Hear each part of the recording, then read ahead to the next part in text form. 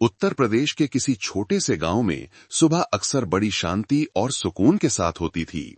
यहाँ की जिंदगी भी वैसी ही थी, सादी और सच्ची, जहाँ पड़ोसियों के रिश्ते दूर के रिश्तेदारों से भी ज्यादा गहरे होते थे। लोगों को पता होता था कि किसके घर में मुर्गी ने नया अंडा दिया है, कौन सा बच्चा अभी अभी चलना सीखा है और हर परिवार अपने कंधों पर कौन सा दर्द, कौन सा बोझ उठाए हुए है। इसी माहौल में जहां लगता था कि कोई भी राज ज्यादा देर तक छिप नहीं सकता, एक भयानक अपराध चुपचाप घट चुका था और वो एक बूढ़ी मां के जरिए दुनिया के सामने आने का इंतजार कर रहा था, जिसे कभी अंदाजा भी नहीं था कि आज की सुबह उसकी जिंदगी की वो आखिरी सुबह होगी जब वो अपनी बेटी और नाती की मुस्कान देख पाएगी। शांति देवी की उम्र अब 60 के पार हो चुकी थी। जिंदगी की धूप छांव ने उनके बालों को सफेद कर दिया था, लेकिन शरीर में अब भी फुर्ती बाकी थी। उनके लिए हर सुबह की शुरुआत एक आदत से होती थी, जो सांस लेने जितनी ही स्वाभाविक हो गई थी। मुर्गे की पहली बांग के साथ ही वो उठ जाती, अपने लिए एक कप गर्म चाय बनाती और फिर तेजी से अपनी सबसे छोटी बेटी सुनीता के घर की छोटी सी दूरी पैदल तय करती।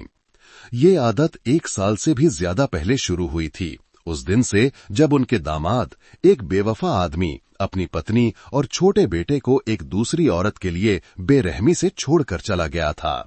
सुनीता एक शादीशुदा औरत से अचानक एक अकेली मां बन गई थी, जो अकेले ही अपनी और अपने 7 साल के बेटे राहुल के भविष्य का बोझ उठा रही थी। बेटी और नातिन पर तरस खाकर शांति देवी ने चुपचाप उनका सहारा बनने का फैसला कर लिया था। हर सुबह वो जल्दी आकर अपनी बेटी के लिए नाश्ता बनाने में मदद करती और फिर राहुल को स्कूल छोड़ती। इससे पहले कि सुनीता जिले की एक छोटी सी कपड़े की फैक्ट्री में काम करने के लिए भागती, ये आदत उनके लिए बोझ नहीं बल्कि एक छोटी सी खुशी थी, एक वजह जिससे उन्हें लगता था कि वो अब भी किसी काम की हैं, अब भी अपने बच्चों के प्यार से घिरी हुई हैं। उस सुबह की शुरुआत भी हर दिन की तरह ही हुई। शांति देवी ने अपने घर का दरवाजा बंद किया और गांव की उस सड़क पर धीरे धीरे चलने लगीं, जो रात की ओस से अब भी गीली थी। हवा ताजा और ठंडी थी। उन्होंने कुछ पड़ोसियों को सिर हिलाकर नमस्ते किया, जो सुबह सुबह खेत पर काम करने के लिए निकल चुके थे। उनके होठों पर एक सौम्य मुस्कान थी।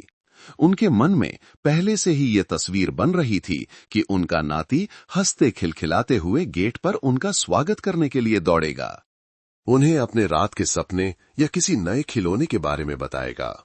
लेकिन जैसे ही वो सुनीता के घर की ओर जाने वाली छोटी सी गली में मुड़ी, एक अनजानी सी बेचैनी उनके दिल में घर करने लगी। लोहे का छोटा गेट, जो इस समय तक उनकी बेटी खोलकर गाड़ी निकालने की तैयारी कर रही थी, आज सिर्फ आधा बंद था। शांति देवी को थोड़ी हैरानी हुई। उन्होंने मन ही मन सोचा कि शायद आज माँ बेटा सोते रह गए। उन्होंने धीरे से गेट धकेला और आंगन में चली गईं। आंगन साफ था। कागज के फूलों के गमलों में अभी भी ओस की बूंदें चमक रही थीं, लेकिन खामोशी कुछ ज्यादा ही थी। वो मुख्य दरवाजे की तरफ बढ़ीं। लकड़ी का दरवाजा भी अंदर से बंद नहीं था, बस सटा हुआ था। इस समय तक उनके दिल की बेचैनी एक असली डर में बदलने लगी थी। उनकी बेटी बहुत सावधान रहने वाली इंसान थी। ऐसा कभी नहीं हो सकता था कि वो सो जाए और अंदर से दरवाजा बंद करना भूल जाए। एक मां की अंतरात्मा एक ऐसी सहज प्रवृत्ति जिसे समझाया नहीं जा सकता, उन्हें बता रही थी कि कुछ बहुत बुरा हो चुका है। सुनीता, राहुल, देखो नानी आ गई। उन्होंने आवाज लगाई, कोशिश कर रही थी कि उनकी आवाज कांपे नहीं। जवाब में उन्हें सिर्फ मौत जैसी खामोशी मिली। घर के अंदर का माहौल एक विशाल, गूंगे और काले मुंह जैसा लग रहा था, जो उनकी आवाज को निगल रहा था। उनका दिल जोर जोर से धड़कने लगा। उन्होंने कांपते हुए हाथ से दरवाजे को धीरे से धकेला। दरवाजा धीरे धीरे खुला और उस पल शांति देवी के लिए जैसे समय रुक गया। उनकी पूरी दुनिया बिखर गई। उन्होंने अपनी जिंदगी का सबसे भयानक, सबसे क्रूर दृश्य देखा, जिसकी कोई भी मां या नानी इस दुनिया में कल्पना भी नहीं कर सकती। बैठक के ठंडे टाइल वाले फर्श के बीचों बीच उनकी बेटी सुनीता का शव पड़ा था। वो पीठ के बल पूरी तरह से नग्न अवस्था में पड़ी थी। शरीर पर एक भी कपड़ा नहीं था। उसका शरीर अजीब तरह से मुड़ा हुआ था। दोनों पैर सिकुड़े हुए थे, दोनों हाथ ऊपर उठे हुए थे, जैसे हवा में किसी अदृश्य चीज को खरोचने की कोशिश कर रही हो। ये एक ऐसी मुद्रा थी जो मौत से पहले एक हताश और दर्दनाक संघर्ष की गवाही दे रही थी। उसकी सफेद नीली त्वचा टाइलों पर साफ दिख रही थी, जिस पर जगह जगह बैंगनी रंग के निशान थे। उसकी लंबी गर्दन पर गहरे निशान थे जो नीले पड़कर काले हो चुके थे। ये निशान किसी के द्वारा जबरदस्त ताकत से गला घोटने के स्पष्ट संकेत थे। उसका सुंदर सौम्य चेहरा अब सूजकर बैंगनी हो गया था। उसकी आंखें खुली की खुली रह गई थीं और छत को घूर रही थीं, लेकिन उनमें अब कोई जिंदगी नहीं थी। बस आखिरी पलों का खौफ और असहनीय दर्द हमेशा के लिए जम गया था। उसका मुंह खुला हुआ था, जैसे वो मदद के लिए आखिरी चीख मारना चाहती हो, लेकिन उसे दबा दिया गया हो। उसके शरीर के चारों ओर सब कुछ अस्त व्यस्त था, जो एक असमान लड़ाई का सबूत दे रहा था। एक लकड़ी की कुर्सी उल्टी पड़ी थी। जंगली फूलों का वो गुलदस्ता जो राहुल ने कल अपनी मां को तोहफे में दिया था, जमीन पर टूटकर बिखरा पड़ा था। पानी और पंखुड़ियां हर जगह फैली हुई थीं। शांति देवी वहीं जड़ हो गईं। उनके पैर जैसे जमीन में धंस गए थे। वो हिल भी नहीं पा रही थीं। उनका दिमाग इस सच्चाई को स्वीकार करने से इनकार कर रहा था। वो बस मुंह खोले उस शरीर को घूरती रहीं जो कभी उनकी छोटी सी बेटी थी, और एक शब्द भी नहीं बोल पाईं। एक ऐसा तेज दर्द जो हजारों चाकुओं के एक साथ चुभने से भी ज्यादा था, उनके दिल को चीर गया। और फिर जब उनकी बेजान नजरें बैठक से गुजरकर उनके नाती के बेडरूम के दरवाजे पर पड़ीं, तो एक और भी बड़ा खौफ उन पर टूट पड़ा। राहुल, उनका 7 साल का प्यारा नाती, वहीं दरवाजे पर गिरा पड़ा था। वो पेट के बल ऐसे पड़ा था जैसे उसने अभी अभी कमरे का दरवाजा खोला हो और कुछ भयानक देख लिया हो। उसने अब भी सुपरमैन वाली नीली पजामी पहनी हुई थी जो उन्होंने पिछले हफ्ते ही उसे खरीद कर दी थी। उसकी नन्ही सी गर्दन पर भी वैसे ही निशान थे। निशान छोटे थे, लेकिन उसकी नन्ही सी जान लेने के लिए काफी थे। उस बच्चे की साफ आंखें भी खुली थीं, लेकिन पूरी तरह से बेजान थीं। उसके मासूम चेहरे पर सिर्फ बेइंतहा डर हमेशा के लिए जम गया था। उसका एक गोल मटोल गाल ठंडे फर्श से सटा हुआ था। पास में ही एक छोटी सी लाल रंग की खिलौना कार उसके ढीले पड़ चुके हाथ से गिर गई थी। इस समय तक उस बूढ़ी मां की सहन शक्ति जवाब दे चुकी थी। एक दिल दहला देने वाली चीख, एक ऐसी आवाज जो अब इंसानी नहीं लग रही थी, उनके सीने से निकली और सुबह की खामोशी को चीर दिया। उस चीख में एक इंसान का सारा दर्द, खौफ और हताशा थी, जिसने एक ही सुबह में अपना सब कुछ खो दिया था। शांति देवी की भयानक चीख ने पूरे छोटे से मोहल्ले को जगा दिया। सबसे नजदीकी पड़ोसी जो अभी नींद में थे, तेजी से दौड़ कर आए। जब वे घर में घुसे और उस दर्दनाक दृश्य को देखा जिसे शब्दों में बयान नहीं किया जा सकता, तो हर कोई स्तब्ध और भयभीत रह गया। कुछ औरतें कमजोर होकर जमीन पर गिर पड़ीं। मर्दों ने शांत रहने की कोशिश की। एक ने दौड़कर शांति देवी को संभाला जो बुरी तरह रो रही थीं, जबकि दूसरे ने कांपते हुए हाथों से फोन निकालकर गांव की पुलिस और जिले के थाने को सूचना दी। कुछ ही देर में तेज सायरन की आवाज उस दर्दनाक माहौल को चीरती हुई नजदीक आने लगी। जिले की पुलिस की गाड़ी उस छोटी सी गली के सामने रुकी और वर्दी पहने पहले लोग नीचे उतरे। असामान्यता को महसूस करते ही उनके चेहरे सख्त हो गए। उन्होंने तुरंत पूरे घटनास्थल को सील कर दिया। एक मुश्किल जांच के पहले कदम उठाने शुरू कर दिए। उस शैतान की तलाश जो एक शांतिपूर्ण सुबह को बेरहमी से बर्बाद कर गया था। एम्बुलेंस और पुलिस की गाड़ियों के सायरन ने गांव के शोक भरे माहौल को चीर दिया, लेकिन वो शांति देवी के दिल दहला देने वाले रोने की आवाज को नहीं दबा सके। वो कई बार बेहोश हुईं और होश में आईं। हर बार आंखें खोलने पर उन्हें उस क्रूर सच्चाई का सामना करना पड़ता था जिसे वो बस एक बुरा सपना मान लेना चाहती थीं। गांव और जिले की पुलिस ने जल्दी ही मौके पर पहुंचकर पूरे घटनास्थल को सील कर दिया। और सैकड़ों उत्सुक और स्तब्ध ग्रामीणों की भीड़ के सामने व्यवस्था बनाए रखने की कोशिश की। लेकिन मामले की गंभीरता और प्रकृति उनके अधिकार क्षेत्र से बहुत आगे थी।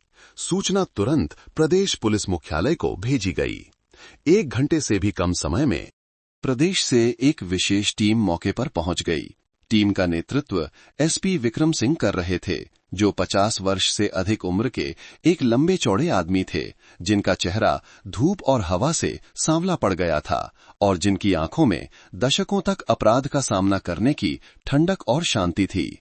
उन्हें विभाग में एक बेहद सतर्क, बारीकी से काम करने वाले और छठी इंद्री के धनी कमांडर के रूप में जाना जाता था।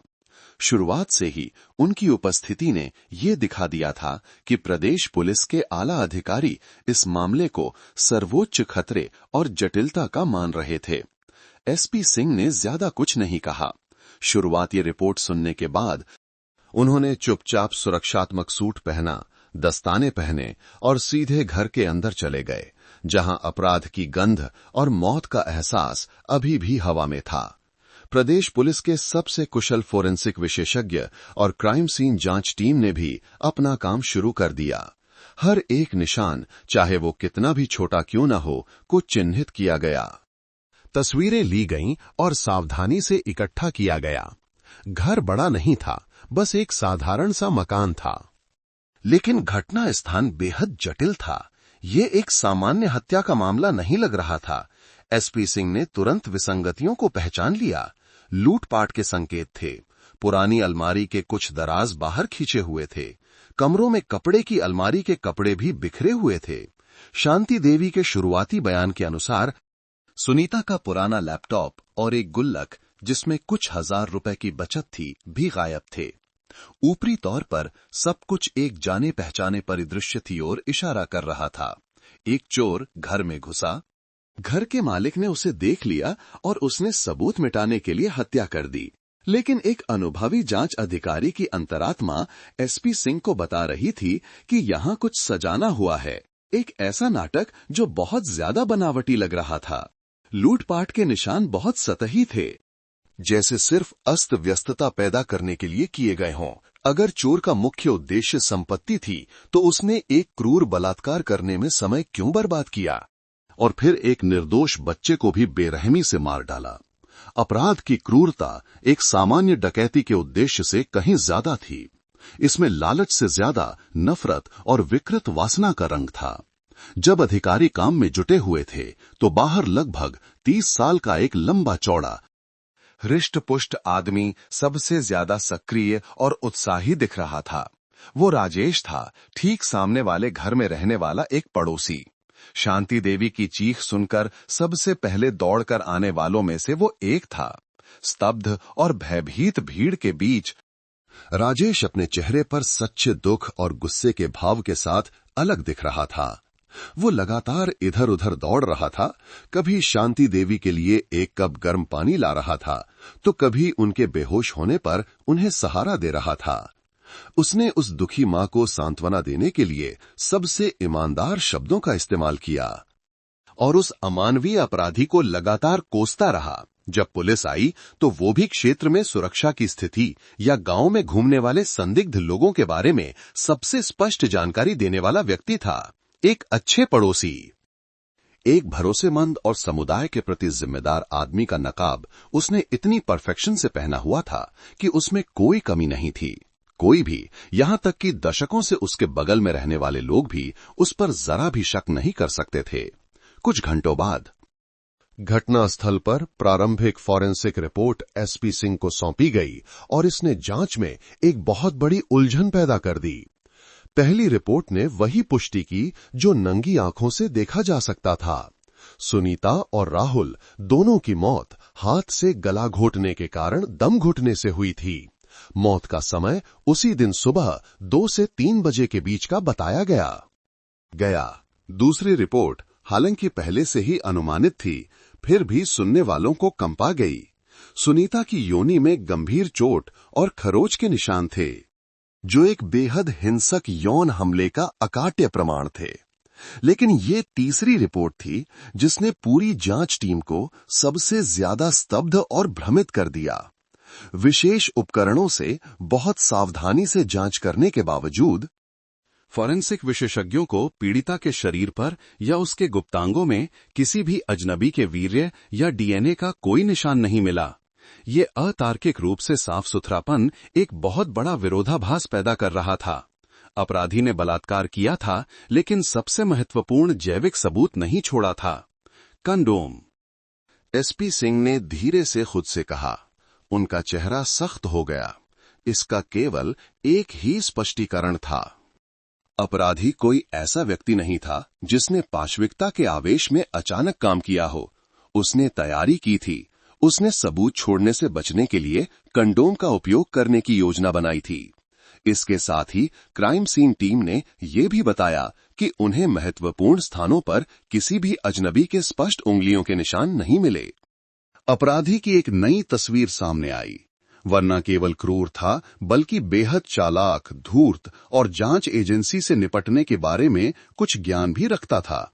हो सकता है कि उसने अपराध करते समय दस्ताने भी पहने हों। जांच और भी जटिल होती जा रही थी। ऐसा लग रहा था कि अपराधी ने पुलिस के हर कदम का पहले से ही अनुमान लगा लिया था।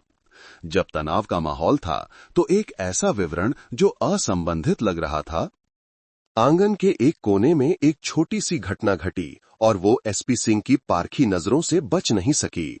सुनीता के परिवार ने एक गांव का कुत्ता पाला था जिसका नाम शेरू था।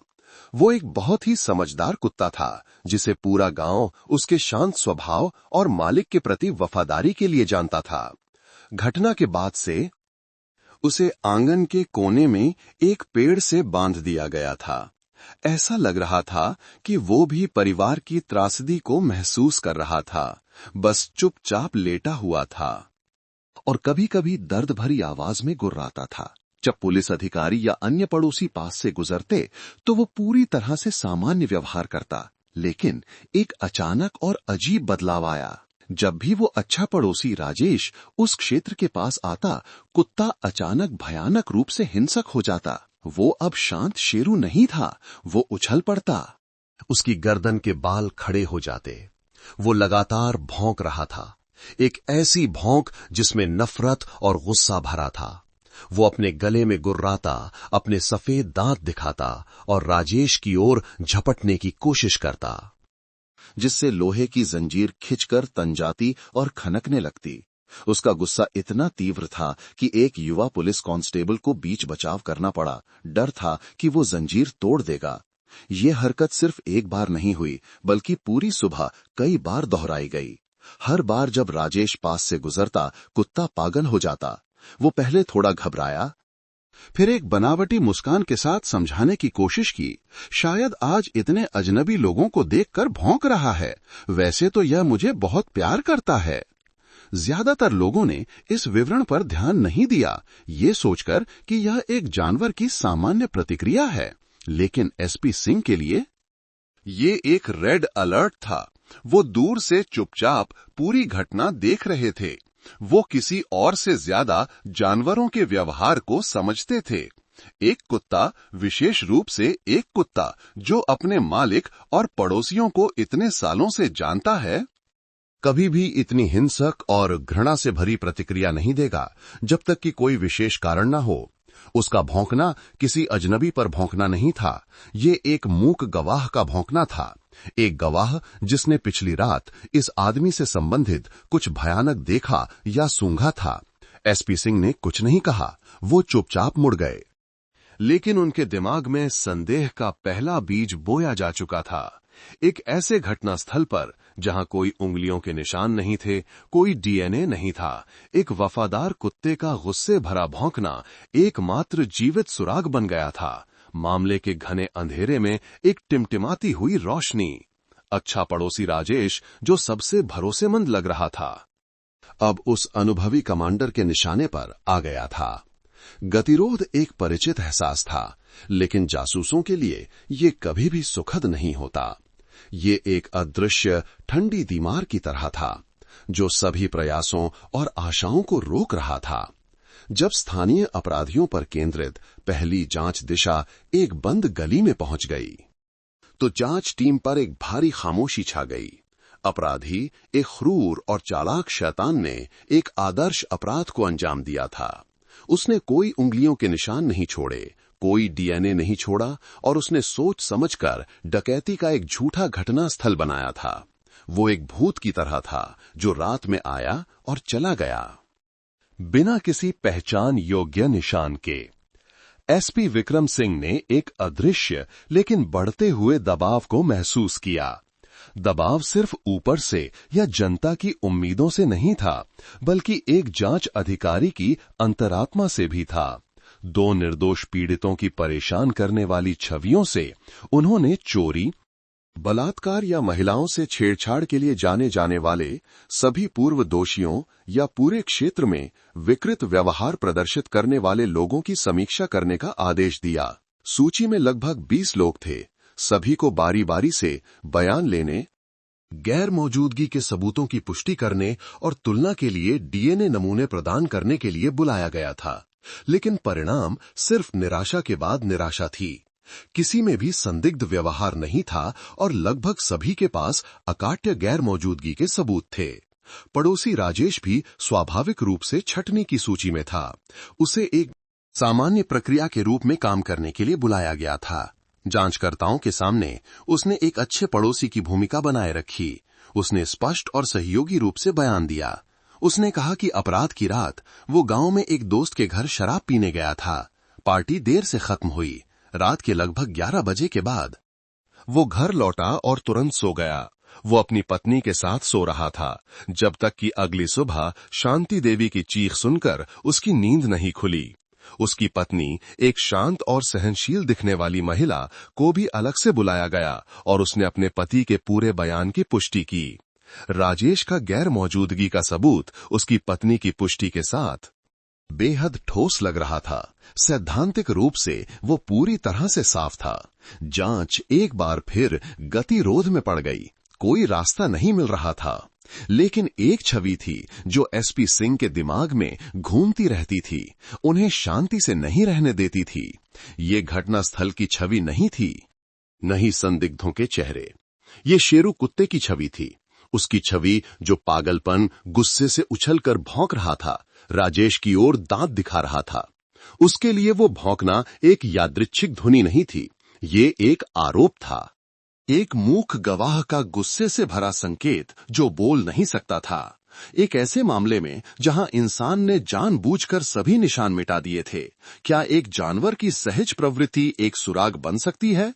टीम में कई लोग इसे एक काल्पनिक, अवैज्ञानिक विचार मानेंगे, लेकिन एसपी सिंह दशकों की अनुभव के साथ मानते थे कि हत्या के मामले में कुछ भी संयोग नहीं होता है। उन्होंने कुछ ऐसा करने का फैसला किया जो शायद आपराधिक जांच की किसी भी पाठ्य पुस्तक में नहीं होगा। उन्होंने कुत्ते की सहज प्रवृत्ति पर विश्वास करने का फैसला किया। एक दोपहर, जब अतिरिक्त घटनास्थल की जांच लगभग पूरी हो चुकी थी और कोई नया परिणाम नहीं मिला था, एसपी सिंह ने एक आदेश दिया जिसने कई लोगों को आश्चर्यचकित कर दिया। उन्होंने एक युवा जासूस, जो जानवरों के साथ काफी दोस्ताना लग रहा था, से शेरू कुत्ते के पास जाकर उसकी जंजीर खोलने के लिए कहा। उसे आजाद घूमने दो। उन्होंने एक गहरे विचार में डूबी आवाज में कहा, देखते हैं वो क्या करना चाहता है। युवा जासूस सावधानी से पास गया।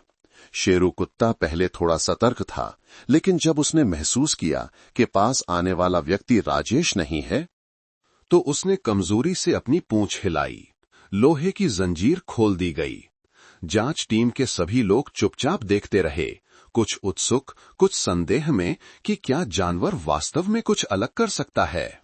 जैसे ही वो आजाद हुआ, कुत्ता इधर उधर आंगन में या गेट की ओर नहीं भागा जैसा कि लोग सोचते थे। उसने अपनी नाक से जमीन को कुछ देर सूंघा, जैसे किसी परिचित गंध की तलाश कर रहा हो। फिर अचानक एक तीर की तरह वो सीधे घर के पीछे की ओर भागा, जहां एक छोटा सा बगीचा और एक पुरानी ईंट की चारदीवारी थी। वो वहां नहीं रुका। वो दीवार के साथ एक छिपे हुए कोने तक भागा, जहां छत से बारिश का पानी निकालने के लिए दीवार के साथ एक छोटा सीमेंट का नाला बनाया गया था। ठीक उसी जगह पर वो अचानक रुक गया और फिर भौंकने लगा। वो यूं ही नहीं भौंक रहा था। उसने अपना मुंह नीचे नाले की ओर किया और पागलों की तरह भौंकने लगा। लगातार एक ऐसी भौंक जिसमें गुस्सा और आग्रह था। वो भौंकते हुए अपने अगले दोनों पंजों से नाले के किनारे की गीली मिट्टी को लगातार खुरचने लगा, जैसे कुछ खोदने की कोशिश कर रहा हो। जैसे उन इंसानों को एक छिपा हुआ रहस्य दिखाना चाहता हो। हर कोई स्तब्ध रह गया। कुत्ते की हरकतें बहुत स्पष्ट, बहुत उद्देश्यपूर्ण थीं। एसपी सिंह ने एक शब्द भी नहीं कहा। उन्होंने सिर्फ इशारा किया, तुरंत। घटनास्थल की जांच टीम अपने पूरे उपकरणों के साथ उस क्षेत्र में पहुंची। उन्होंने सभी को संभावित घटनास्थल की सुरक्षा के लिए दूर हटने के लिए कहा। एक विशेषज्ञ सावधानी से घुटनों के बल बैठा और एक विशेष टॉर्च से उस मिट्टी पर रोशनी डाली जहां कुत्ते ने अभी अभी खुरचा था, और उन्होंने उसे देख लिया। रात की ओस से अभी भी काफी नम मिट्टी पर एक पुरुष के जूते का निशान बहुत स्पष्ट रूप से छपा हुआ था। मिट्टी ने जूते के तलवे के डिजाइन और उसके आकार को लगभग पूरी तरह से संरक्षित कर लिया था। जूते का निशान है, विशेषज्ञ ने खुशी से भरी धीमी आवाज में कहा। एसपी सिंह आगे बढ़े और झुककर जांच की। ये जूते का निशान परिवार के किसी भी सदस्य या पुलिस बल के किसी भी व्यक्ति का नहीं था। ये निश्चित रूप से एक अजनबी का निशान था। बहुत संभव है कि अपराधी का। उन्होंने तुरंत तस्वीरें लेने और प्लास्टर का सांचा बनाने का आदेश दिया, लेकिन शेरू कुत्ता अभी भी नहीं रुका था। वो भौंकता रहा और इस बार उसने अपना मुंह सीधे सीमेंट के नाले के अंदर की ओर किया। नाला काफी संकरा और गहरा था। अंदर कुछ बारिश का पानी और सड़ी गली पत्तियां जमा थीं। एक अन्य विशेषज्ञ ने दस्ताने पहनकर सावधानी से एक लंबी छड़ी से अंदर के कचले को धीरे से कुरेदा और फिर सड़ी पत्तियों और कीचड़ के बीच एक छोटी सफेद धुंधली वस्तु दिखाई दी। विशेषज्ञ ने एक लंबी चिमटी से सावधानी से उस वस्तु को उठाया और उसे एक पारदर्शी सबूत बैग में रख दिया। पूरी जांच टीम ने सांस रोककर उसे देखा। वो एक इस्तेमाल किया हुआ कॉन्डम था जिसे गोल करके फेंक दिया गया था। ऐसा लग रहा था कि अपराधी ने अपराध करने के बाद घर के पीछे से भागते समय इस महत्वपूर्ण सबूत को नाले में फेंक दिया था ताकि वो नष्ट हो जाए, इस उम्मीद में कि ये बारिश के पानी से बह जाएगा। लेकिन शायद पिछली रात ज्यादा बारिश न होने के कारण ये वहीं फंस गया था। पूरे बगीचे में खामोशी छा गई। लोगों ने एक दूसरे को देखा और फिर शेरू कुत्ते को देखा, जो अब भौंकना बंद कर चुका था। बस चुपचाप हाँफ रहा था, लेकिन उसकी आंखें अभी भी नाले से नहीं हटी थीं। किसी ने किसी से कुछ नहीं कहा, लेकिन सभी समझ गए कि उन्होंने अभी अभी पूरे मामले को सुलझाने की चाबी ढूंढ ली है। वफादार कुत्ते का गुस्से भरा भौंकना व्यर्थ नहीं गया था। उसने उन्हें सच्चाई तक पहुंचाया था, उस अकाट्य वैज्ञानिक सबूत तक जिसे अपराधी ने छिपाने की पूरी कोशिश की थी। जांच जो एक बंद गली में पहुंच चुकी थी, अब एक नया रास्ता खुल गया था। एक चौड़ा राजमार्ग जो सीधे अपराधी के चेहरे तक जाता था, और अब सभी तीर केवल एक ही दिशा में इशारा कर रहे थे, उस अच्छे पड़ोसी राजेश की ओर। इस्तेमाल किए गए कंडोम और पुरुष के जूते के निशान का मिलना ठीक उसी जगह पर जहां शेरू कुत्ते ने इशारा किया था, एक हाई वोल्टेज करंट के झटके से कम नहीं था। इसने उस सारी गतिरोध और थकान को झकझोर कर रख दिया जो पिछले कुछ दिनों से जांच टीम पर हावी थी। जांच टीम का माहौल 180 डिग्री बदल गया। भारी खामोशी की जगह एक नियंत्रित, तेज और जोशीली हलचल ने ले ली। निराशा गायब हो गई। उसकी जगह एक प्रबल आशा ने ले ली। वे जानते थे कि अब उन्हें अंधेरे में टटोलना नहीं पड़ेगा। वफादार कुत्ते ने व्यर्थ में नहीं भौंका था। उसने उनके हाथों में एकमात्र धागा थमाया था, सबसे महत्वपूर्ण धागा जिससे वे उस शैतान को अंधेरे से बाहर खींच सकते थे। तुरंत सोने जैसे कीमती दोनों सबूतों को सबसे सख्त आपराधिक प्रक्रिया नियमों के अनुसार सील कर दिया गया। कंडोम को एक विशेष कीटाणु रहित कांच की शीशी में रखा गया, जबकि जूते के निशान के प्लास्टर के सांचे को भी एक बॉक्स में सावधानी से सुरक्षित किया गया। बिना किसी देरी के उसी दोपहर एक विशेष टीम को तुरंत रवाना होने का आदेश दिया गया, जो इन दोनों सबूतों को 150 किलोमीटर से अधिक दूर दिल्ली में केंद्रीय फॉरेंसिक विज्ञान प्रयोगशाला ले गई। जांच का अनुरोध बहुत स्पष्ट और तत्काल था। कंडोम के लिए अनुरोध था कि उस आदमी का डीएनए नमूना निकाला जाए जिसने इसका इस्तेमाल किया था। जूते के निशान के लिए अनुरोध था कि जूते के प्रकार, आकार और उपयोग के कारण हो सकने वाली किसी भी विशिष्ट विशेषता का विस्तृत विश्लेषण किया जाए। जांच के परिणामों की प्रतीक्षा करते हुए एक और काम समानांतर रूप से चल रहा था। एसपी विक्रम सिंह ने इस नए डीएनए नमूने को उनके द्वारा एकत्र किए गए पूरे डेटाबेस से मिलाने का अनुरोध किया। लगभग 20 संदिग्धों के डीएनए नमूने जो पहले लिए गए थे, तुलना के लिए लाए गए। परिणाम उम्मीद के मुताबिक था। कोई भी मिलान नहीं हुआ। इसने एक बार फिर पुष्टि की कि उनकी शुरुआती जांच की दिशा पूरी तरह से गलत थी। अपराधी काली सूची में शामिल अपराधियों में से एक नहीं था। इस समय तक पूरी जांच टीम का सारा संदेह, सारी निगाहें केवल एक ही व्यक्ति पर टिकी थीं, पड़ोसी राजेश। मामले का तर्क अब भयानक रूप से स्पष्ट और तेज हो गया था। शेरू कुत्ता, एक शांत जानवर जो गांव के सभी लोगों को पहचानता था, केवल राजेश के प्रति ही पागलों की तरह गुस्से से भौंका था। और उसी कुत्ते ने जब उसे छोड़ा गया तो कहीं और जाने के बजाय सीधे पुलिस बल को मामले के निर्णायक सबूत छिपाने की जगह पर ले गया। ये संयोग नहीं हो सकता था। ये एक बहुत ही स्पष्ट संकेत था, एक ऐसा आरोप जो बिना शब्दों के था लेकिन किसी भी बयान से ज्यादा मजबूत था। एसपी सिंह अपने कार्यालय में बैठे सभी विवरणों को एक साथ जोड़ रहे थे। राजेश, ठीक सामने रहने वाला एक पड़ोसी के पास सुनीता के परिवार की दिनचर्या पर नजर रखने का पूरा मौका था। वो जानता था कि उसका पति अक्सर काम से दूर रहता है। वो जानता था कि वो एक अकेली कमजोर महिला है जो एक छोटे बच्चे के साथ रहती है। उसने एक अच्छे पड़ोसी का एक आदर्श नाटक रचा था, जो पीड़ित परिवार की मदद करने और पुलिस को जानकारी देने में उत्साही था। उस नाटक का उद्देश्य क्या था? अगर जांच को गुमराह करना और खुद को संदेह के घेरे से बाहर नहीं, तो उसके पास अपनी पत्नी द्वारा पुष्टि किया गया गैर मौजूदगी का सबूत था। लेकिन एक आपराधिक मामले में पत्नी द्वारा पति के लिए पुष्टि किया गया गैर मौजूदगी का सबूत हमेशा सबसे कम विश्वसनीय सबूत होता है। मनोविज्ञान, व्यवहार से लेकर स्थिति के तर्क तक सभी कारक सीधे राजेश की ओर इशारा कर रहे थे। वो इस समय नंबर 1 संदिग्ध था, एकमात्र संदिग्ध। लेकिन संदेह को एक आरोप पत्र में बदलने के लिए उन्हें एक निर्णायक वार की जरूरत थी। उन्हें विज्ञान की पुष्टि की जरूरत थी। उन्हें तुलना के लिए राजेश का डीएनए नमूना और जूते का निशान प्राप्त करने की जरूरत थी। ये एक बहुत ही संवेदनशील कदम था। राजेश अपनी चालाकी के साथ निश्चित रूप से आसानी से सहयोग नहीं करेगा अगर उसे लगेगा कि उसे निशाना बनाया जा रहा है। उसे बुलाकर सीधे नमूना प्रदान करने के लिए कहने से वो सतर्क हो सकता है, अपराध से इनकार करने के तरीके ढूंढ सकता है या यहां तक कि भाग भी सकता है। एसपी सिंह जानते थे कि उन्हें एक बहुत ही चतुर दृष्टिकोण की योजना बनाने की जरूरत है, एक ऐसा जाल जिसमें बूढ़ी लोमड़ी खुद ही फंस जाए। एक योजना बनाई गई। जांच टीम ने केवल राजेश को बुलाने का फैसला नहीं किया।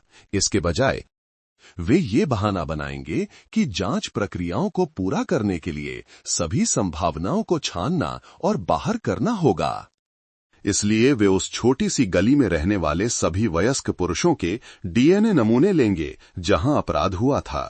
इससे राजेश को यह महसूस नहीं होगा कि वो एकमात्र लक्ष्य है और उस अच्छे व्यक्ति के नकाब के साथ जिसे वो बनाने की कोशिश कर रहा था।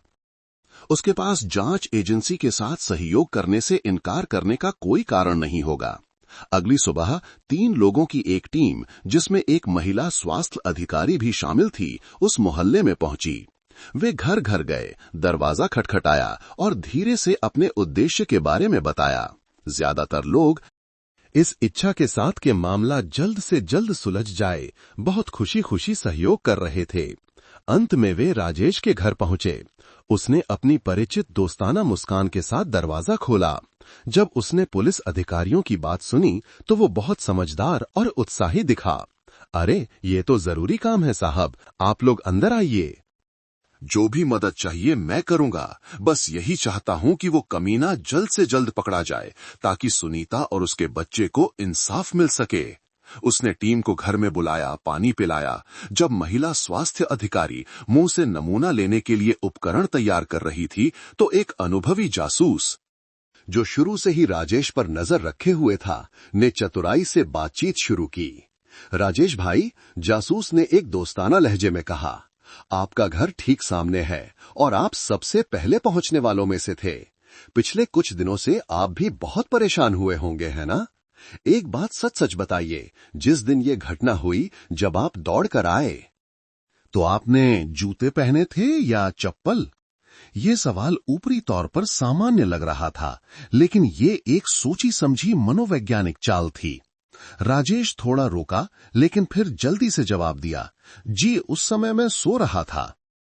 शांति अम्मा की भयानक चीख सुनकर मैं घबरा गया और बस जल्दी से चप्पल पहनकर दौड़ पड़ा।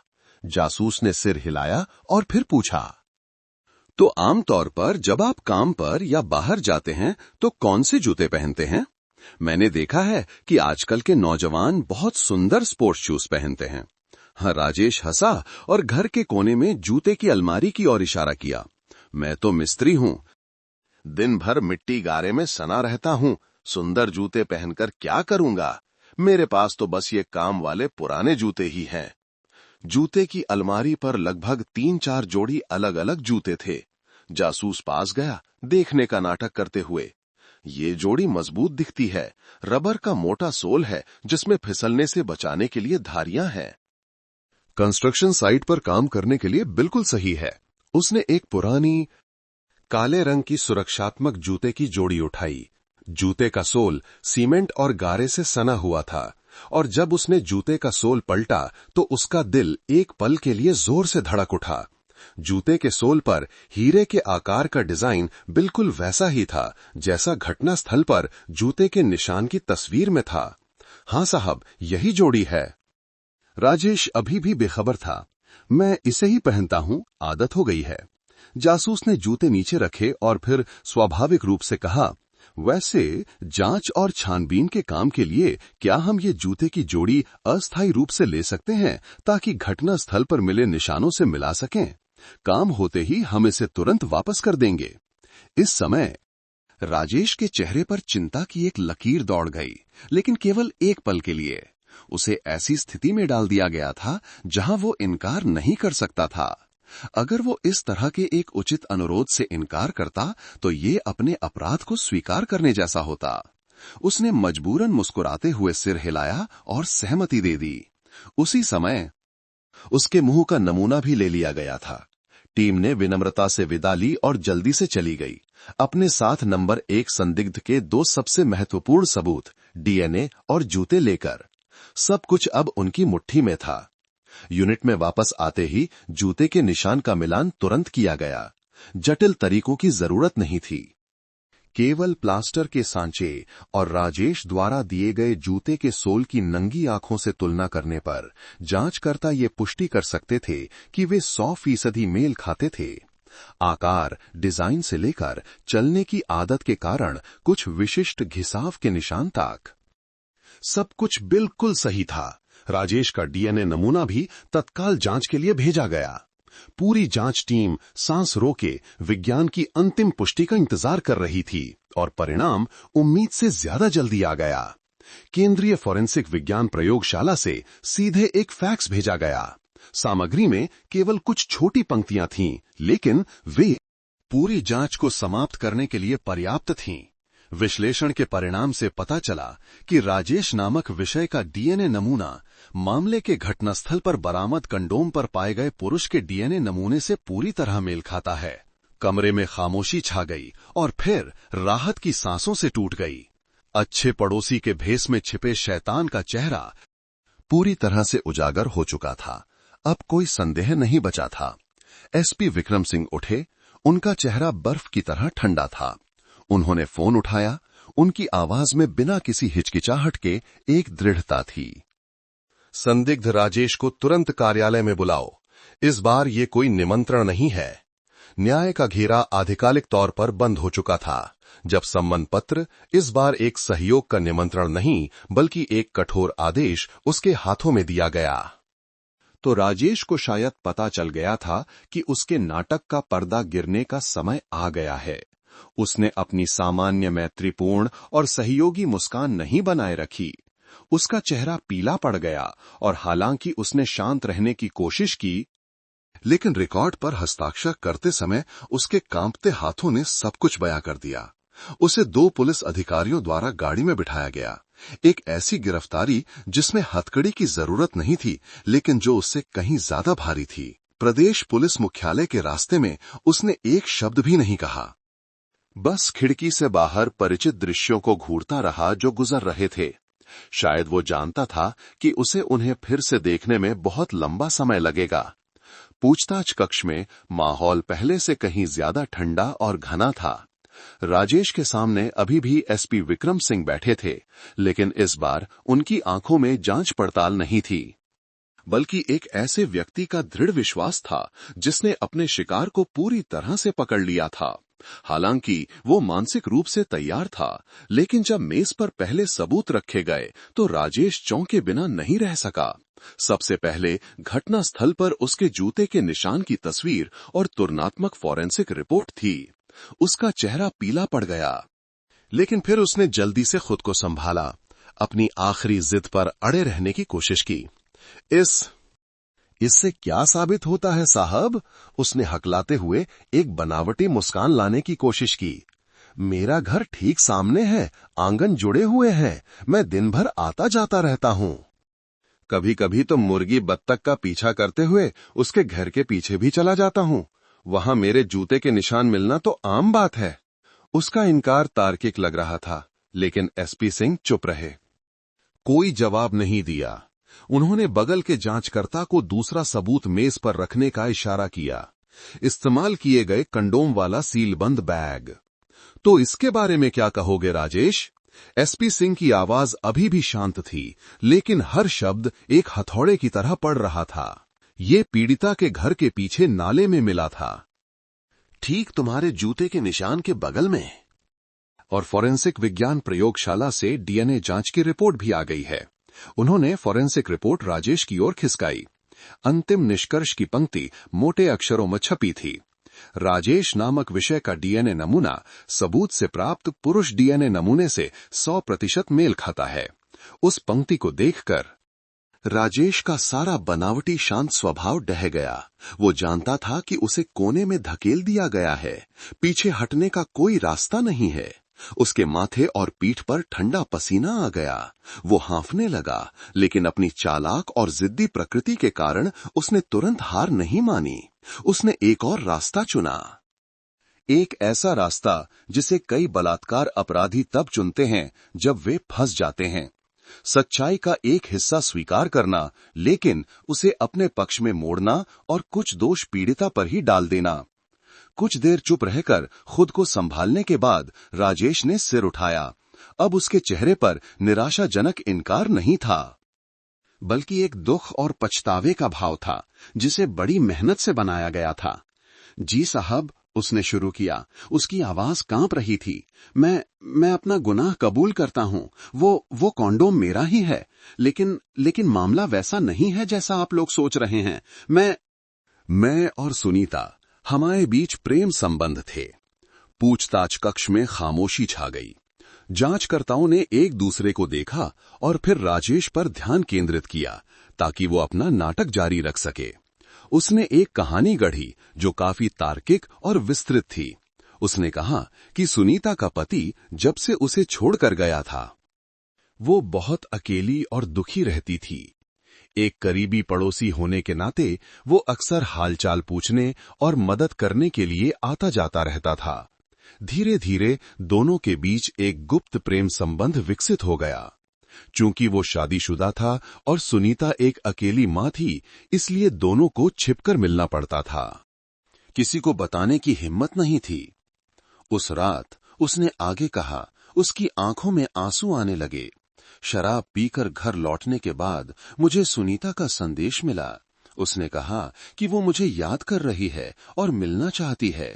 मैं जानता था कि ये मेरी पत्नी और बच्चों के साथ गलत है, लेकिन प्यार साहब। कहना मुश्किल है। मैं खुद को रोक नहीं सका और चुपके से उसके घर चला गया। हमने जो भी किया पूरी तरह से आपसी सहमति से किया। अनचाही गर्भ के डर से मैंने कॉन्डोम का इस्तेमाल किया। काम खत्म होने के बाद मैं थोड़ी देर रुका और फिर घर आकर सो गया। जब मैं वापस आया तो वो बिल्कुल ठीक और जिंदा थी। मैं भगवान की कसम खाता हूं, मैंने उसे नहीं मारा। हो सकता है कि मेरे जाने के बाद कोई और घुस आया हो और ये भयानक काम कर गया हो। मैं बहुत डर गया था। डर था कि मेरी पत्नी और बच्चों को मेरे अफेयर के बारे में पता चल जाएगा। डर था कि मैं फंस जाऊंगा। इसीलिए मैंने पुलिस को सच बताने की हिम्मत नहीं की। मैं जानता हूं कि मैं गलत था। मेरी गलती सिर्फ अफेयर की है साहब, मैंने किसी को नहीं मारा। राजेश की कहानी अगर सिर्फ सुनी जाए तो किसी को भी सच लग सकती थी। ये समझा रही थी कि उसका डीएनए घटना स्थल पर क्यों था। ये समझा रही थी कि उसने कॉन्डोम का इस्तेमाल क्यों किया। वो खुद को हत्या, बलात्कार, एक ऐसे अपराध से बचाने की कोशिश कर रहा था जिसके लिए मौत की सजा हो सकती थी, और उसे केवल एक नैतिक रूप से गलत अफेयर करने वाले व्यक्ति के रूप में पेश कर रहा था। वो खुद को एक शैतान से एक ऐसे आदमी में बदलने की कोशिश कर रहा था। एसपी सिंह ने उसकी पूरी कहानी शांति से सुनी, बिना उसे टोके। उनके चेहरे पर कोई भाव नहीं था, जिससे राजेश यह अनुमान नहीं लगा पा रहा था कि वो क्या सोच रहे हैं। जब राजेश ने अपना झूठ खत्म कर लिया तो कमरा फिर से खामोशी में डूब गया। राजेश उस खामोशी से चिंतित होने लगा। थोड़ी देर बाद एसपी सिंह ने धीरे से बोलना शुरू किया। उनकी आवाज अभी भी शांत लेकिन बर्फ की तरह ठंडी थी। राजेश, तुम्हारी कहानी बहुत अच्छी है, बहुत भावुक है। वो थोड़ा रुके, सीधे राजेश की आंखों में देखा। लेकिन इसमें एक बहुत बड़ी कमी है, एक ऐसी कमी जिसे तुम किसी भी तरह से समझा नहीं सकते। राजेश ने मुश्किल से थूक निगला। उसका दिल जोर जोर से धड़क रहा था। एसपी सिंह धीरे धीरे उठे, अपने दोनों हाथ मेज पर रखे, थोड़ा राजेश की ओर झुके। उनकी नजरें एक चाकू की तरह थीं जो सामने वाले के दिल में चुभ रही थीं। उन्होंने एक एक शब्द पर जोर देते हुए कहा। उनकी आवाज ऊंची नहीं थी, लेकिन उसमें इतना वजन था कि वो पूरे कमरे में गूंज रही थी। अगर ये संबंध पूरी तरह से आपसी सहमति से था तो फॉरेंसिक रिपोर्ट में ये क्यों दिखाया गया है कि पीड़िता की योनि में गंभीर चोटें थीं, कई खरोच और नील के निशान थे, जो एक हिंसक यौन हमले और जबरदस्त प्रतिरोध के स्पष्ट संकेत हैं। वो सवाल एक अकाट्य वैज्ञानिक सत्य पर आधारित राजेश द्वारा बनाए गए आदर्श परिदृश्य पर एक बिजली के झटके की तरह गिरा। ये एक घातक वार था जिसने उसे बचने के लिए कोई जगह नहीं छोड़ी। आपसी सहमति से बने संबंध में कभी भी इस तरह के क्रूर चोट के निशान नहीं होते। राजेश पूरी तरह से सन्न रह गया। उसका चेहरा सफेद पड़ गया, जैसे खून की एक बूंद भी ना हो। उसके होंठ कांपे, लेकिन वो एक शब्द भी नहीं बोल सका। उसे उम्मीद नहीं थी कि जांचकर्ताओं के पास इतने विस्तृत और तेज सबूत होंगे। झूठ की आखिरी दीवार जिसे उसने बनाने की कोशिश की थी, केवल एक सवाल से ढह गई। वो जानता था कि वो हार गया है। सभी इनकार, सभी नाटक अब व्यर्थ हो गए थे। खामोशी छाई रही और फिर अचानक राजेश ने अपना सिर मेज पर पटक दिया। उसके कंधे जोर जोर से हिल रहे थे। एक बड़े हिंसक आदमी के रोने की आवाज फूट पड़ी, लेकिन इस बार ये पछतावे के बनावटी आंसू नहीं थे, बल्कि निराशा का रोना था। उस असहनीय अपराध और सामने इंतजार कर रही सबसे कठोर सजा का सामना करने का बेइंतहा डर था। मैं अपना गुनाह कबूल करता हूं, उसने सिसकते हुए टूटी हुई आवाज में कहा। हाँ, मैंने ही दोनों मां बेटे को मारा है। जब झूठ की आखिरी दीवार ढह गई, जब छिपने के लिए कोई जगह नहीं बची, तो राजेश अब वो अच्छा पड़ोसी नहीं था, न ही वो बेचारा प्रेमी था। वो अपने असली रूप में वापस आ गया था, एक शैतान। शुरुआती सिसकियां जल्दी ही शांत हो गईं। उनकी जगह एक भयानक खामोशी ने ले ली। उसने सिर उठाया। उसकी लाल आंखों में अब डर नहीं था, बस एक खालीपन था। एक ऐसे व्यक्ति की ठंडी स्वीकृति थी जो जानता था कि उसके पास खोने के लिए कुछ नहीं बचा है। और फिर उसने बताना शुरू किया, एक स्पष्ट, ठंडा और भयानक कबूलनामा, जिसने उस अपराध की पूरी प्रक्रिया को उजागर कर दिया जिसे पाला गया था और क्रूरता से अंजाम दिया गया था। राजेश के बयान के अनुसार अपराध का स्रोत गुस्से में की गई कोई अचानक की हरकत नहीं थी। शराब केवल एक उत्प्रेरक थी, आखिरी बूंद जिसने प्याले को छलका दिया। और वो प्याला लंबे समय से विकृत वासना और एक छिपी हुई ईर्ष्या से भरा हुआ था। उसने स्वीकार किया कि वो लंबे समय से सुनीता को चुपके से चाहता था, या यूं कहें कि उसकी हवस रखता था। घर ठीक सामने था, केवल एक छोटे से आंगन का फासला, जिसने उसे एक ऐसा फायदा दिया था जो किसी और के पास नहीं था। वो अपने घर की दूसरी मंजिल की खिड़की से देख सकता था, जहां से उसे सुनीता के बैठक और आंगन के एक हिस्से का लगभग पूरा दृश्य मिलता था। और उसने उस फायदे को एक विकृत आदत में बदल दिया था। लगभग हर रात जब उसकी पत्नी और बच्चे सो जाते, तो वो चुपके से ऊपर चढ़ जाता, अंधेरे में बैठकर पीड़िता के घर की ओर देखता। वो उसकी हर गतिविधि को देखता, टीवी देखने, किताबें पढ़ने से लेकर उन पलों तक जब वो पतले नाइट गाउन में घर में घूमती थी।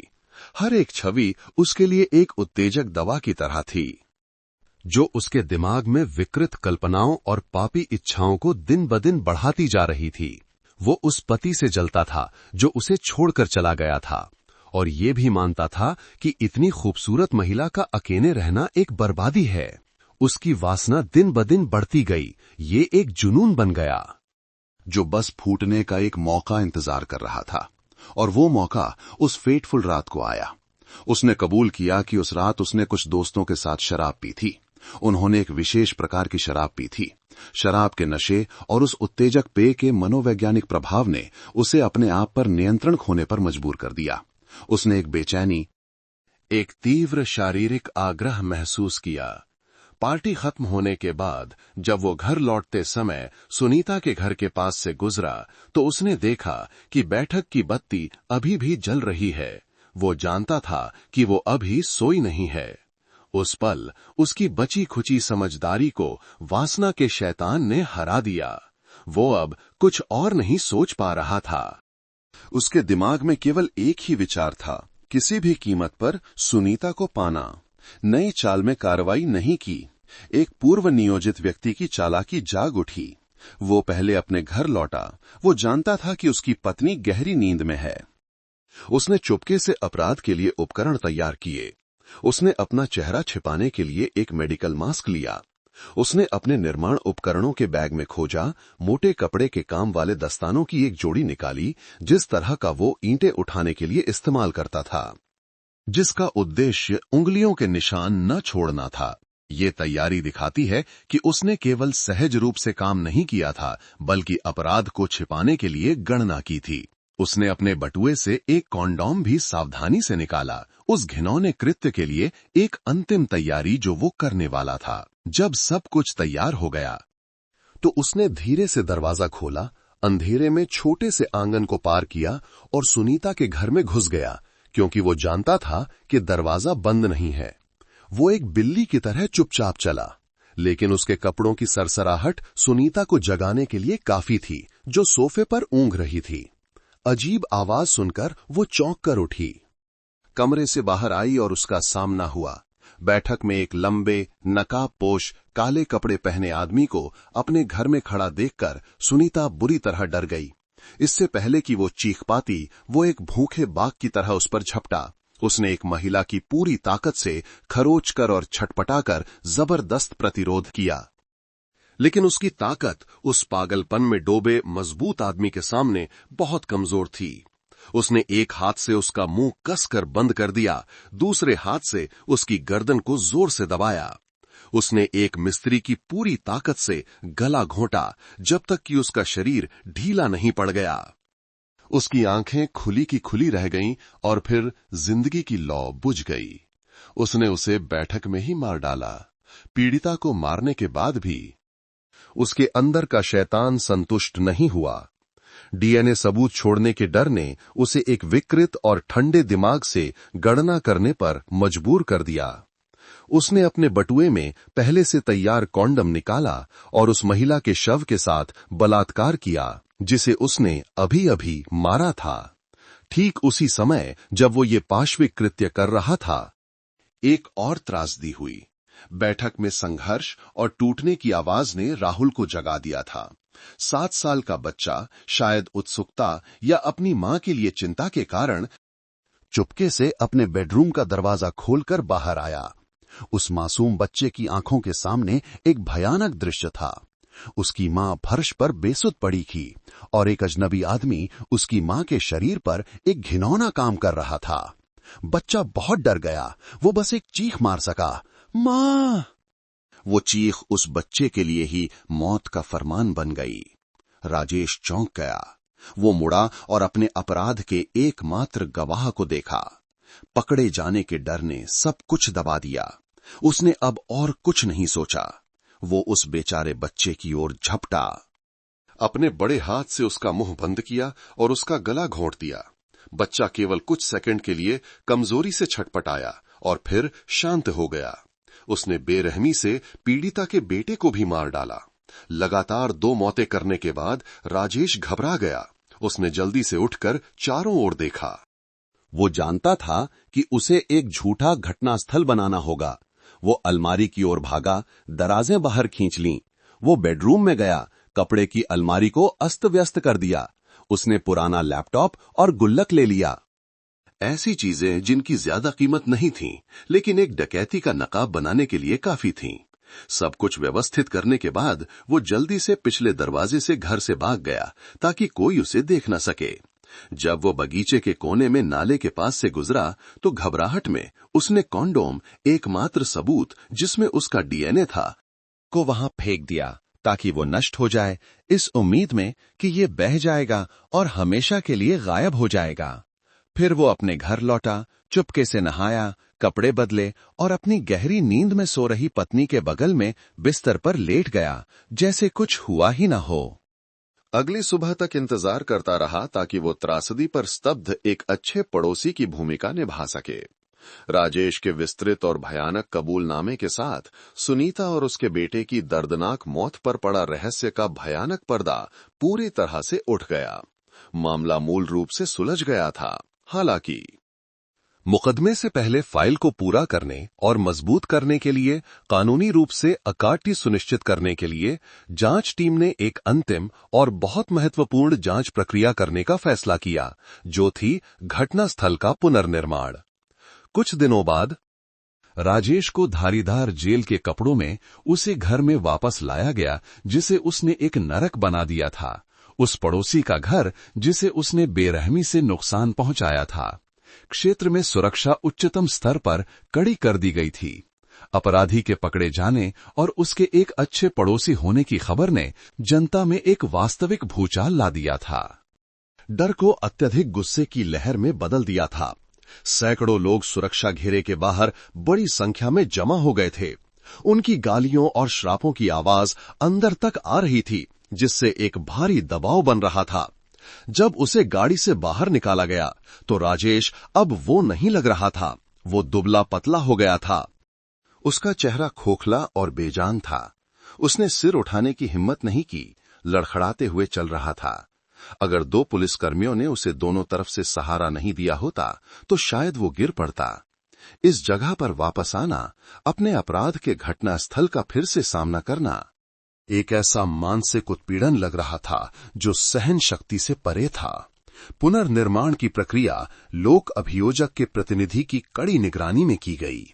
2 पुतलों का उपयोग करते हुए, एक बड़ा और एक छोटा, जो मां और बेटे का प्रतीक थे, राजेश को अपने पूरे आपराधिक कृत्य को फिर से दोहराना पड़ा।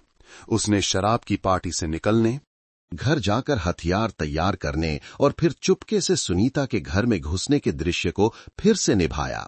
उसने उस पल को फिर से दोहराया जब सुनीता ने उसे देखा। संघर्ष और क्रूर गला घोटने की हरकत। सबसे भयानक हिस्सा तब था जब उसे राहुल पर हमले का वर्णन और पुनर्निर्माण करना पड़ा। उसने बेडरूम के दरवाजे की ओर इशारा किया, बच्चे के बाहर आने और चीखने के दृश्य को दोहराया और कैसे वो उस पर झपटा, बेरहमी से उस निर्दोष बच्चे को मार डाला। उसके बाद उसने मां के शव पर बलात्कार करने और फिर डकैती का झूठा घटनास्थल बनाने की हरकत को दोहराया। राजेश द्वारा दोहराया गया हर एक कृत्य उस अपराधी की क्रूर और अमानवीय प्रकृति पर एक और गहरा घाव था, जिसने सभी गवाहों को घृणा से कंपा दिया। पूरी पुनर्निर्माण प्रक्रिया को पूरी तरह से रिकॉर्ड किया गया। परिणाम से पता चला कि दोहराए गए कृत्य उसके बयानों से पूरी तरह मेल खाते थे और घटनास्थल के निशानों और शव परीक्षण के परिणामों के भी अनुरूप थे, पूर्ण सबूतों के साथ। प्रदेश पुलिस की जांच एजेंसी ने जांच रिपोर्ट जारी की, जिसमें राजेश पर 2 विशेष रूप से गंभीर अपराधों, बलात्कार और हत्या के लिए मुकदमा चलाने की सिफारिश की गई। रिपोर्ट में स्पष्ट रूप से विश्लेषण किया गया था कि लंबे समय से पाली गई विकृत वासना से प्रेरित होकर शराब के नशे में राजेश ने अपराध करने के लिए एक चालाक योजना बनाई थी। आरोपी का कृत्य बेहद क्रूर, 2 लोगों की हत्या, जिसमें एक बच्चा भी शामिल था, के रूप में पहचाना गया, जो कानून और मानवीय नैतिकता के प्रति अत्यधिक अवमानना को दर्शाता है। पूरी मामले की फाइल, सबूत और आरोपी को बाद में लोक अभियोजक कार्यालय को सौंप दिया गया। मजबूत सबूतों के आधार पर अभियोजन पक्ष ने जल्दी ही राजेश के खिलाफ मुकदमा चलाने के लिए जिला न्यायालय में आरोप पत्र दायर किया। निचली अदालत में सुनवाई 2017 के अंत में एक दिन शुरू हुई, जिसने जनता का विशेष ध्यान आकर्षित किया। राजेश के अपराध ने न केवल स्थानीय स्तर पर बल्कि व्यापक रूप से एक सदमा और आक्रोश पैदा किया था। जिला न्यायालय का कोर्ट रूम खचाखच भरा हुआ था। शांति देवी, दुखी मां और नानी भी पीड़ित के कानूनी प्रतिनिधि के रूप में मौजूद थीं। वो पहली पंक्ति में चुपचाप बैठी थीं। दुबली पतली, बहुत कमजोर दिख रही थीं। उनकी आंखें गहरी और बेजान थीं, जैसे उनके सारे आंसू सूख गए हों। कटघरे में राजेश में जरा भी जान नहीं बची थी। वो सिर झुकाए खड़ा था, उसके कंधे झुके हुए थे, किसी की ओर देखने की हिम्मत नहीं कर रहा था, खासकर शांति देवी की ओर। उसने अपने सभी आपराधिक कृत्यों को स्वीकार कर लिया, जैसा कि आरोप पत्र में कहा गया था। अदालत में अभियोजन पक्ष का प्रतिनिधित्व करने वाले लोक अभियोजक ने आरोप पत्र और दोषारोपण के सबूत पेश किए। आपराधिक साजिश का पूरा घटनाक्रम स्पष्ट रूप से फिर से बनाया गया था। विकृत वासना से लेकर जो ताक झांक से पोषित हुई थी, दस्ताने और कंडोम के साथ तैयार की गई पापी योजना तक, घुसपैठ, हमला, बलात्कार और दोनों मां बेटे की हत्या, अकाट्य डीएनए परिणाम, मेल खाते जूते के निशान और विशेष रूप से शेरू कुत्ते की प्रतिक्रिया का विवरण, जिसने सबूतों की खोज की, सब कुछ सार्वजनिक किया गया, जिससे एक अटूट दोषारोपण का आधार बना। अदालत में बहस लगभग न के बराबर थी। राजेश के बचाव पक्ष के वकील केवल कुछ हल्की करने वाली परिस्थितियों को सामने रख सके, जैसे कि आरोपी का ये पहला अपराध था, उसने ईमानदारी से कबूल किया और कुछ हद तक शराब के प्रभाव में था। हालांकि इन बचाव तर्कों को लोक अभियोजक द्वारा दृढ़ता से खारिज कर दिया गया। अभियोजक ने जोर देकर कहा कि शराब केवल एक उत्प्रेरक थी, जबकि अपराध की प्रकृति लंबे समय से आरोपी के विकृत मन में पनप रही थी। दस्ताने, कॉन्डम तैयार करने और झूठा घटनास्थल बनाने की हरकत ने गणना और चालाकी को दिखाया, न कि नशे में एक अचानक की गई हरकत को। सुनवाई का सबसे भावुक और दर्दनाक क्षण तब था जब शांति देवी को बोलने के लिए बुलाया गया। वो लड़खड़ाते हुए आगे बढ़ीं। उन्हें खड़े रहने के लिए कटघरे का सहारा लेना पड़ा। उन्होंने अपने नाती या बेटी को नहीं देखा। उन्होंने सीधे उस व्यक्ति को देखा जिसने उनके परिवार के लिए ये त्रासदी पैदा की थी। उनकी आवाज खुरदरी और टूटी हुई थी। जज साहब, मैं उसे अपने बच्चे की तरह मानती थी। वो भी मेरी बेटी को दीदी और मेरे नाती को बेटा कहता था। लेकिन उसने मेरे परिवार के साथ क्या किया? उसने मुझसे मेरा सब कुछ छीन लिया।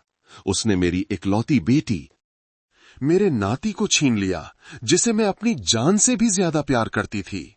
इस दर्द की भरपाई कौन कर सकता है? मैं बस अदालत से अनुरोध करती हूं, सबसे कठोर सजा दें। इस इंसान के भेष में छिपे शैतान को समाज से हमेशा के लिए हटा दें, ताकि मेरी बेटी और नाती को शांति मिल सके।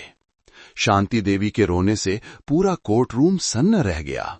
कई लोग अपने आंसू नहीं रोक पाए। उनका दर्द राजेश के अमानवीय अपराध के खिलाफ सबसे मजबूत आरोप था।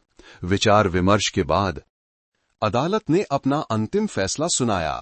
अदालत ने माना कि आरोपी राजेश का कृत्य समाज के लिए विशेष रूप से खतरनाक था, जिसे गणनात्मक, बेहद क्रूर और बर्बर तरीके से अंजाम दिया गया, जो नैतिकता और मानवता के पतन की पराकाष्ठा को दर्शाता है। आरोपी ने न केवल 2 पीड़ितों की जान ली, बल्कि पड़ोस के रिश्ते को भी रौंद डाला, जिससे पूरे समाज में अत्यधिक आक्रोश पैदा हुआ। अपराध की प्रकृति और गंभीरता और 2 लोगों की हत्या, एक बच्चे की हत्या और बर्बर तरीके से अपराध करने जैसी गंभीर परिस्थितियों को ध्यान में रखते हुए अदालत ने पाया कि आरोपी में सुधार की कोई गुंजाइश नहीं है। एक सबसे कठोर सजा जरूरी है। उस आधार पर अदालत ने आरोपी राजेश को बलात्कार और हत्या दोनों अपराधों के लिए सर्वोच्च सजा, मृत्युदंड देने का फैसला किया।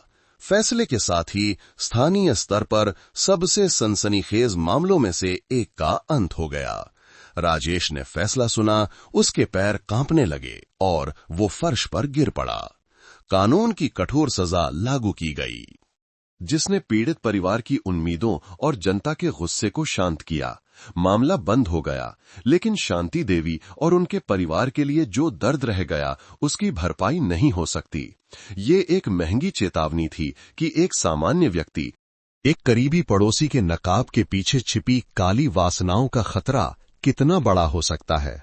और ये इस बात की भी पुष्टि थी कि कोई भी अपराध, चाहे वो कितना भी चालाकी से छिपाया गया हो, हमेशा के लिए न्याय की नजरों से बच नहीं सकता। कभी कभी सच्चाई इंसानों के बयानों से नहीं आती, बल्कि सबसे विशेष गवाहों से आती है, भले ही वो सिर्फ एक वफादार कुत्ते का गुस्से भरा भौंकना ही क्यों न हो। एक भौंक जिसने झूठ के अंधेरे पर्दे को चीरकर अपने मालिकों के लिए न्याय की मांग की थी। दोस्तों, कमेंट में जरूर बताइए कि आप ये कहां से देख रहे हैं, आपको ये कहानी कैसी लगी। मेरी यही प्रार्थना है कि आप सब जहां भी रहें, हमेशा सुरक्षित और सलामत रहें। अगर आपके पास भी कोई ऐसी ही दिलचस्प कहानी है, तो उसे हम सब के साथ जरूर साझा करें, ताकि हम सब उसे पढ़ सकें।